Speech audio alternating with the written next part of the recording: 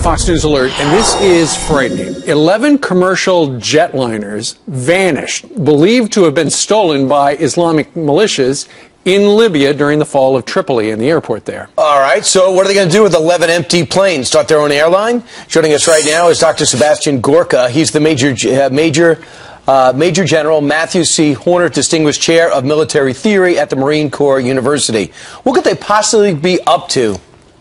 Well, there's several scenarios. The first would be some kind of repeat of 9/11 where you turn an innocent airliner into an incredibly powerful precision-guided weapon. Or the other scenario, and let's not forget the anniversary of 9/11 is just around the corner, is to pack a plane full of hundreds of jihadi fighters and use it to insert those people into a locale which otherwise would not be accessible from the ground. So terrorism is about using your imagination, and these are very, very powerful assets for jihadi fighters. You know, I guess everyone's next question would be, okay, you have the planes, you obviously need to man them. You need someone with some skill. And where would you find that? Well, you know, we're learning that, confirmed now, that the second American killed fighting for ISIS actually worked at the Minneapolis-St. Paul International Airport. So if we're then seeing that ISIS has had people who have had airplane experience, airport experience, how serious in your mind, knowing this, combined with the planes that are missing, how serious is this threat of an attack?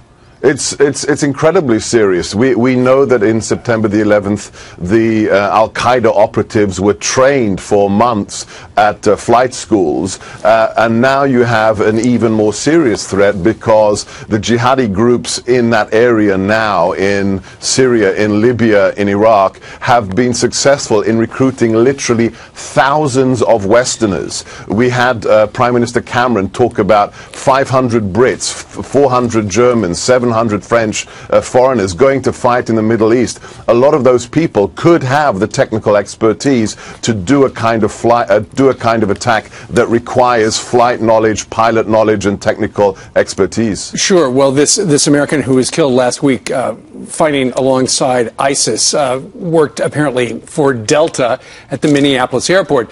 He cleaned airplanes. Clearly, he couldn't fly one. But what would the targets be? Because presumably, the airplanes are still over there somewhere, aren't they? Yes, so there's a huge panoply of potential targets. My good friend Michael Rubin has talked about the very attractive targets of the Saudi Arabian oil fields. So in the region, the countries that are most at danger after Iraq, after Syria, after Libya would be Jordan. Jordan is an incredibly attractive target for the jihadis. And then, of course, Saudi Arabia. So flying one of these planes into an oil refinery, that is a real nightmare scenario. And real quick, Sebastian, what do you do to defend it?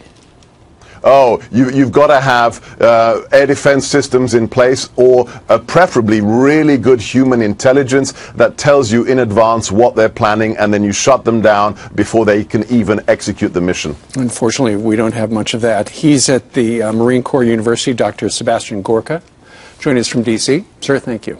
Thank you. All right, 12 minutes.